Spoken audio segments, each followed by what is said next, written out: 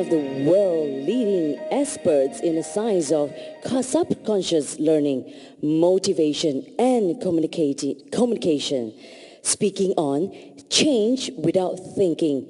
Ladies and gentlemen, here I presenting you Dr. Eldon Taylor.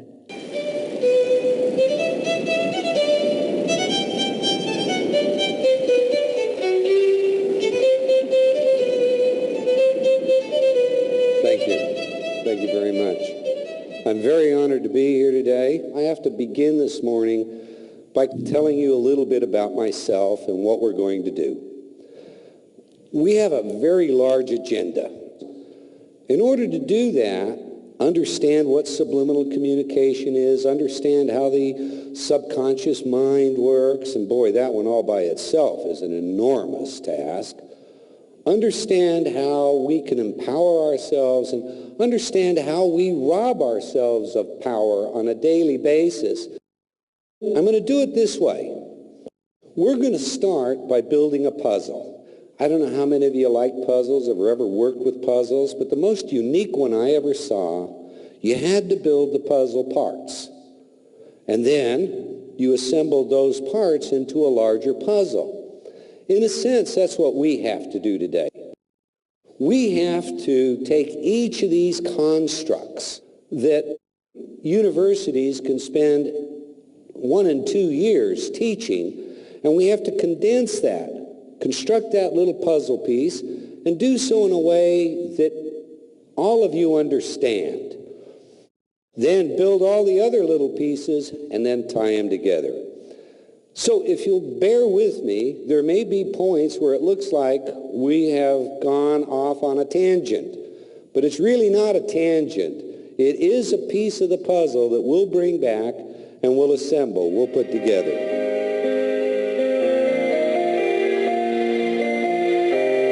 30 years ago, I was still compensating for a lot of things that I'd experienced as a child. And I hope by the time today's over, you're going to be able to look at yourself and see perhaps limitations you've self-imposed that for all intent and purposes were compensation mechanisms that you developed as a young person. And those mechanisms may have served you as that young person. That is, they may have been adaptive. They avoided conflict. They avoided stress. They brought attention. But in your adult life, you discover that many of them are maladaptive. That is, they're hidden away in our unconscious, and we have a stated outward desire. And our stated outward desire and our unconscious are incongruent. They don't fit together. So we may say, I'm going to do this, but we say that, and we say it, and we say it, and all time just ticks away. We never quite get it done. Now, sometimes that's a little change. I know a gentleman that is a very successful athlete, and I've had the opportunity to work with some of the finest athletes in the world. This athlete is someone that everyone on the planet admires, but he has one failing. In his words, he exaggerates. So he has a tendency to embellish experiences he's really done, and maybe to make up 1 or 2 he hasn't. And he finds it embarrassing because in the press, in the limelight, there's no room for that. But to him, the most important thing is his children. His 3 children that say, Dad, that's not true. Why'd you say that? He finds that humiliating, as we all would. So I think we can look at the greatest people in all fields and find that those, each and every one of them, have something they want to change. 30 years ago, as I said, I was compensating. What does that mean? Well, when I was a child, like most children in America, I was raised under what we call a no-don't syndrome.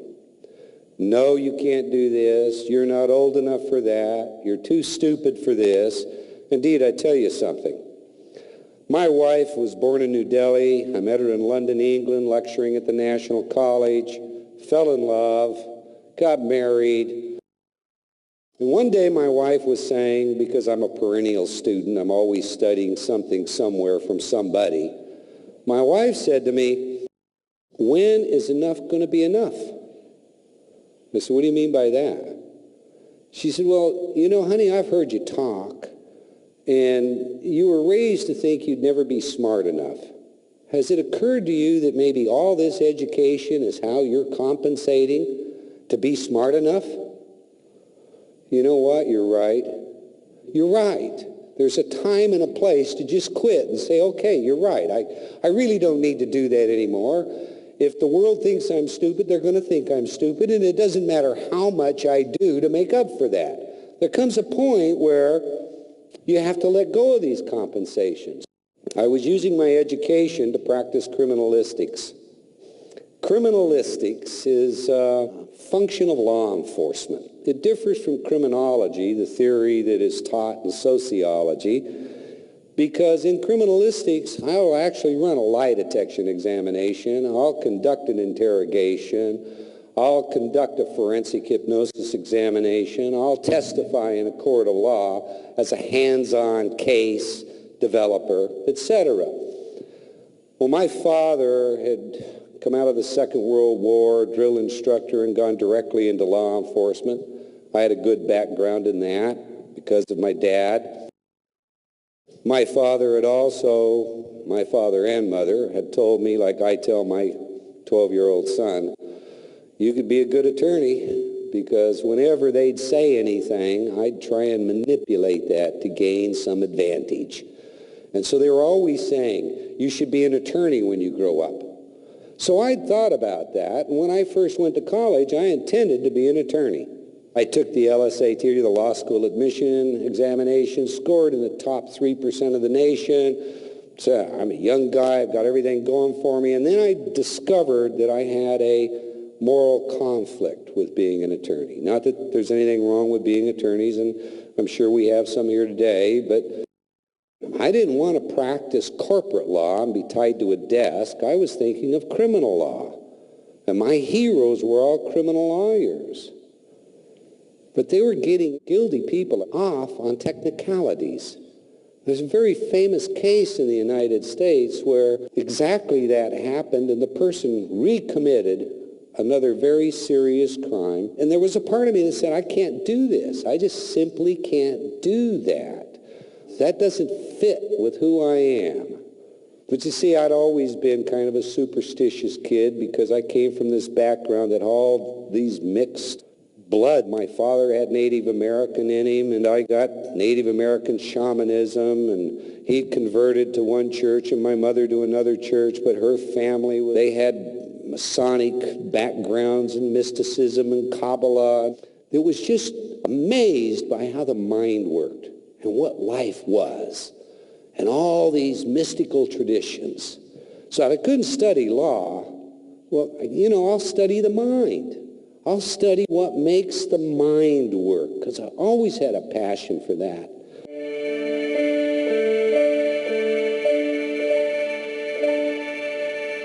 When I was a boy, 17 years old, I was taking a beautiful young lady to a dance, driving I'm going to date myself now, a 1954 Oldsmobile, and I rolled up onto these railroad tracks.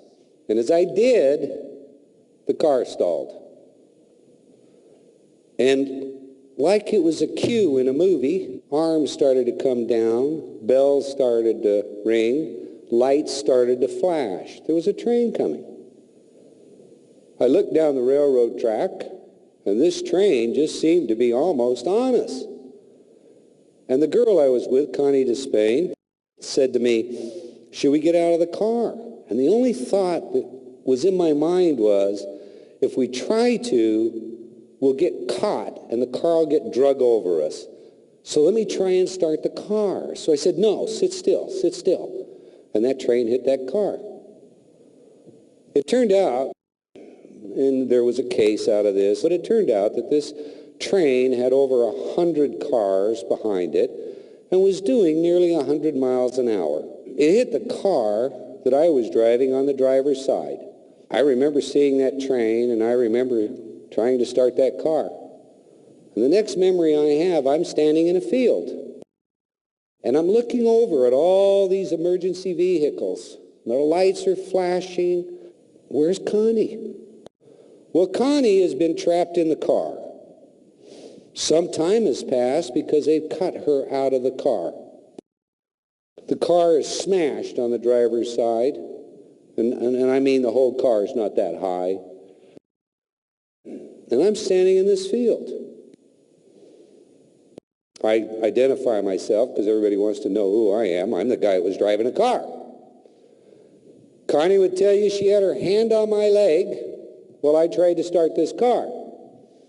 She will also tell you she did in a court of law, as I did in a court of law, as they went through this lawsuit against the railroad company, that I was in that car when that train hit it. And then I'm in a field, and I'm untouched, unscathed. But the car has been so smashed, they've had to cut her out. And while they're cutting her out, she's asking them, "Where's Eldon? Where's Eldon?" And she thinks they're going to have to cut me out next. To this day, I have some colleagues that will say things like, there's no such thing as paranormal. This psychic stuff is all nonsense. Look, you're born, you die, ashes to ashes, that's the end of it all. And I can tell you that in my lifetime, as I've studied both science and as I've experienced life, I know that's false. This is simply false. There is no explanation for how I got from that car to that field. So there is some other grander something going on. And perhaps that happened to me so that I would find my way to where I am today. Not in law enforcement, but doing exactly what I'm doing, talking to you here today. And today I'm going to talk to you not just about the science of mind, but we're going to talk about the unconscious. And when you talk about the unconscious, you have to talk ultimately about the phenomena of consciousness. And the phenomena of consciousness includes everything from a simple awe to these so-called inescapable, unexplainable white crows. And I use that in the sense William James used it. William James said, great philosopher, psychologist in American history, if science has an axiom, and the axiom is all crows are black, then you only have to find one white crow to know that that axiom is false. Well, we're going to talk about a lot of white crows, not to generate any falsehood, but to open up the way we think about consciousness. All right, so here I am 30 years ago in a nutshell, and I have an agency, and that agency runs investigations for public and private sectors, and we run a lot of lie detection tests. And that's because we have a new instrument. It's called a psychological stress evaluator, developed by a couple of bird colonels in military intelligence for covert applications, which means I can simply take a recording. Now, don't confuse this with voice analysis. It has nothing to do with voice analysis. Take a recording and then examine that recording and determine if there's distress involved in the statements. Well, all a lie detector, polygraph or otherwise does is measure physiological feedback. And when we see distress in structured examinations, relevant questions, and it's there clear, but it's not in irrelevance and control questions, then we call that a deception-indicated test. Well, psychological evaluation works by looking at a muscle microtremor between 6 and 14 cycles per second that accompanies all voluntary muscle movement, including speaking. So when I speak, assuming that I'm not under too much stress, the sympathetic and parasympathetic portions of my autonomic nervous system talk to one another in what is known as a muscle microtremor. Now, if I become distressed, one will fire and begin to fill my system with adrenaline. I'll behave in a fight-flight way. And when that happens, this microtremor disappears. Now, the reason I tell you about this is because when it disappears, we'd see rectally linear patterns on a chart. And since we'd take all these recordings, I'd sit at a little hair recorder that recorded at 7.5 inches per second, but could be slowed down to 15/16ths of an inch per second, and run their answers, just their answers, through this PSE. Well, one day I was doing that, and as I backed up the answer, make sure I had the right needle height as we marked it, what I heard astounded me. What I heard was this: liar. Played it forward, it was a simple answer: no. Backwards: liar. And you know what? The chart said this person was lying. And you know what else? They later confessed. And we made a physical recovery, so we knew the confession was valid. Now, because of the technology we had and because of my interest in trying to be smart enough, 30 years ago I had a career. It was a prosperous career. I was happy in that career, I thought. And I was also getting a lot of notoriety, appearing in the different media for some of the things that we did. But the universe didn't have that in mind for me. Instead, it put a couple of things in my face that really distressed me. I began to have trouble sleeping. And I began to have experiences, dreams and things that nagged at me. And I felt incomplete. I felt like what I was doing didn't really matter. I felt like what I was doing was kind of that much of what you might do with your life. And while this was going on, I happened to come across, still involved in law enforcement, this article that insisted that the Los Angeles Police Department during the 1982 Olympics had experimented with subliminal communication. They had created a terrorist abduction scenario, and in this scenario they were going to use subliminal information processing to dehydrate terrorists. How are you going to do that?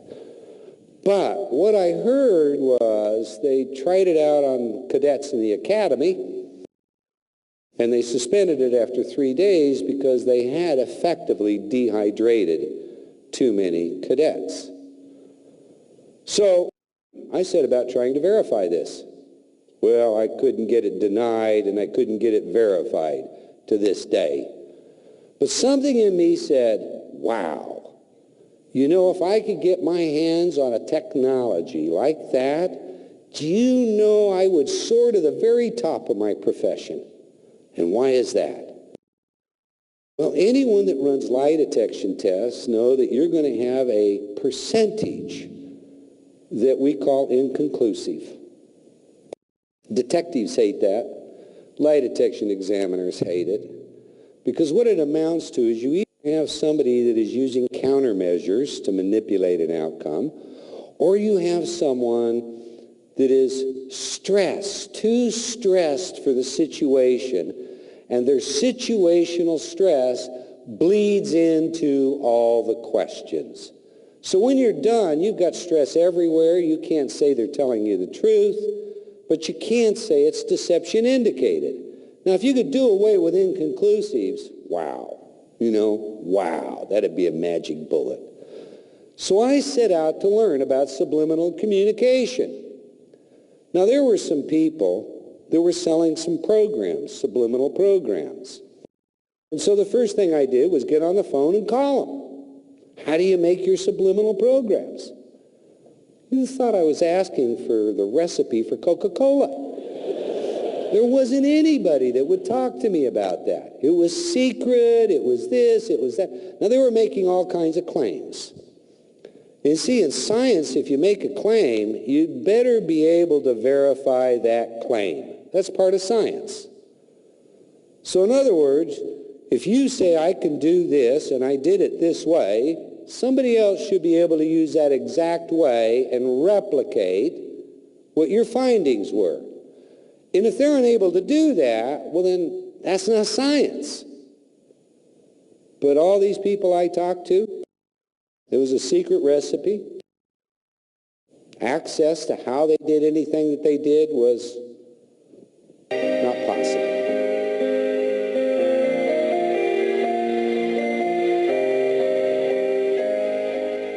I'm an investigator. So I sent people out to buy everything that was in the marketplace. Because there were people making tapes, and they were saying, you know, this subliminal tape will fix everything. Okay, go out there and buy them. Now, this is early in the 80s. This is an industry that is just building. And it's building off of a controversy that we'll talk about in a minute. But I sent them all out, find these tapes. They bought them, they brought them in, and I sent them to audio forensic laboratories in Los Angeles. Anthony Pellicano, the top guy. You know, because what Anthony will do, he'll take them apart and he'll tell me exactly what they did. So much for their Coca-Cola recipe. Well, I got Anthony on the phone not long after that. Eldon, I can't find anything on any of these tapes. Well, what do you mean you can't find anything? Well, there's nothing here. You know, I mean, there's music, there's ocean. There's nothing here. Some of them don't have anything. You know, they're silent subliminals, really silent. That can't be. Okay, if I can't do it that way, off to the University of Utah I go. Now, these are the days that Pascal and Cobalt compilers are the way you run computers, and you have Mosaic, and so you have a librarian that does all that stuff, you know? You don't go in and sit down like you do today and just access the internet and navigate anywhere you want and not worry about getting lost, not worry about not getting home. I mean, my son, who is a savant with computers at 12 years of age, can't even understand what I try to explain to him when I tell him about Mosaic. I guess that makes me a dinosaur. I go to the librarian and I say, get me everything you can get me on subliminal information processing. I want to see all the research, all the data. You know, so go out there, search the term, and come back with an abstract. And then I can decide what papers I want. She does. It's very good. In those days, you paid for it. Well, it was a lot of money. So I start digging through these abstracts, and then from the abstracts getting the full papers. I can't find any literature on subliminal research that supports audio application. There is a lot of research on visual, but none on audio. There's no research. There are people selling tapes. They can't find any messages on them. I mean, this is all wrong. But there was a part of me that wouldn't allow myself to just quit there. So instead, I started devising methods for how you could create what today is what we call our patented InterTalk method. Now, if you have the technology and you're going to put words there, and you want people to, you know, relax if they came to tell you the truth, and you really want to build their stress level if they came to lie to you, what do you say to them? What do you say? We settled on the truth shall set you free, and that's what we used. We started playing these programs. Suspect would come in, they'd be seated, stark room, 45 minutes. They fill out forms and wait. We played nonstop. The forms are processed out, 30 more minutes, they wait. We played the messages. Come in, they take the test. Gosh, you know what? Inconclusives really disappeared. But the worst part of all this is my agency got paid by the hour. The confession rate in the first hour went through the roof. And there's a part of me that wanted to say, hey, look, don't tell me yet, will you? I get paid by the hour. I was amazed. I was really astounded. So I started sharing this with some of my colleagues at agencies, and they started to use it. In South Africa, they utilized the programs for interrogation. A friend of mine in South Africa got a hold of me and said, Eldon, you know, interrogation down here is done this way. Beat them once. If they don't tell you, beat them harder the next time. And if they don't tell you, well, beat them again. And so they had a lot of confessions, but the confessions often didn't mean anything. They were just, look, you know, don't beat me anymore. I'll tell you anything I want to tell you. So we sent programs into there, and this is a true story. I get a phone call like 2 a.m. in the morning, 3-4 months down the road. Air us out another tape. Ours broke. They became that dependent on using these tapes in their interrogation techniques. They were that effective. I have this technology, and it's working. I have nagging at me this need to do something else with my life. And I don't even understand it. I just know that outwardly I look really successful. My personal life is a wreck. But who cares? I'm too busy for that anyway. I had friends that said to me,